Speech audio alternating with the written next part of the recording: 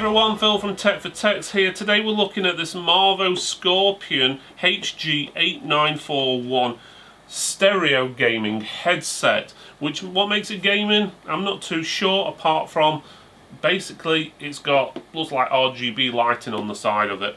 But we'll have a look at it. It's got a 40mm driver in there. That's obviously your ear cups.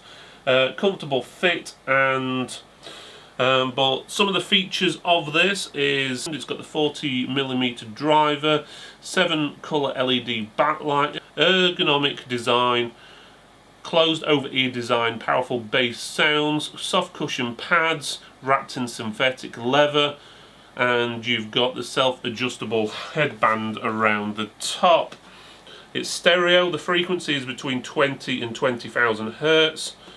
It's got a 32 ohms rating. Phone sensitivity is between -38 decibels and 3 decibels, and the LED lighting is 7 colours. Doesn't mention how you change the lighting, so I'm hoping it's not one of these ones where it just randomly does it and you can't change it.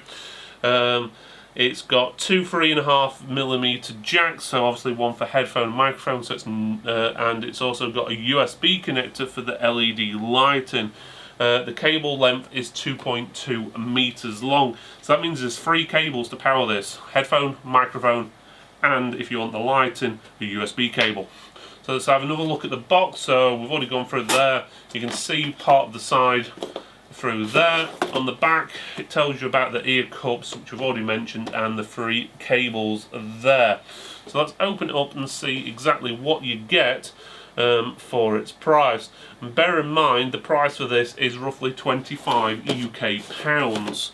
Okay, so inside the box you've got basically their manual, which in all honesty doesn't give you much information on there. Doesn't mention anything to do with drivers or anything like that, which makes me wonder if there is any, which means you might not be able to change the RGB lighting. It's set on this rotating colour cycle, but we'll have a look at that in a few minutes. The cable is not braided, so it's just rubber, and as I said, it's got a 3.5mm jack for your headphone and another one for your microphone, and then on top of that you've got a USB cable for the coloured lighting. I suppose you could get away without the USB lighting if you didn't want it and not bother plugging the USB cable in. But as you can see, the colours seem to cycle. It's got this nice sort of design on the side, but it's not the brightest RGB or lighting, to be honest. It's like one little light in the middle which sort of glows outwards, so it's brighter in the centre and duller around the edges. So it doesn't show off the best. Probably in a dark room it looks slightly cool, but it doesn't look anywhere near as bright as it shows you on the artwork of the box.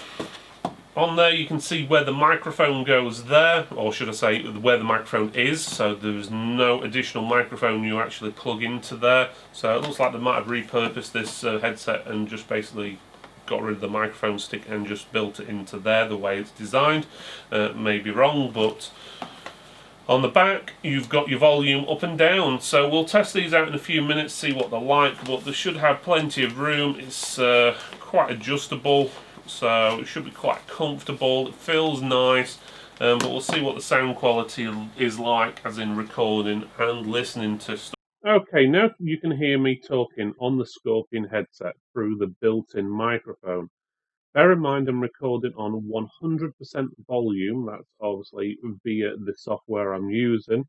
The headset itself doesn't have an option to adjust the volume of the mic, nor does it have an option to turn the microphone off. So you have to turn the microphone off within whatever software game you're playing, which can be a little bit annoying. If someone comes in the room, you can't just flick a switch or something like that.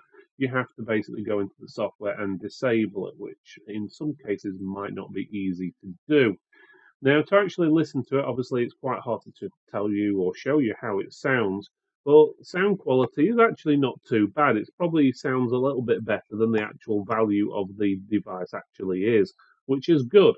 So it's more of probably a medium sort of a quality rather than the low quality price. But saying that, everything does seem to have a slight bass effect to it. So some sound like music and stuff may sound a little bit too bassy. Same if you're watching TV shows. But if you're playing a game like a first-person shooter, it'll probably actually sound pretty good.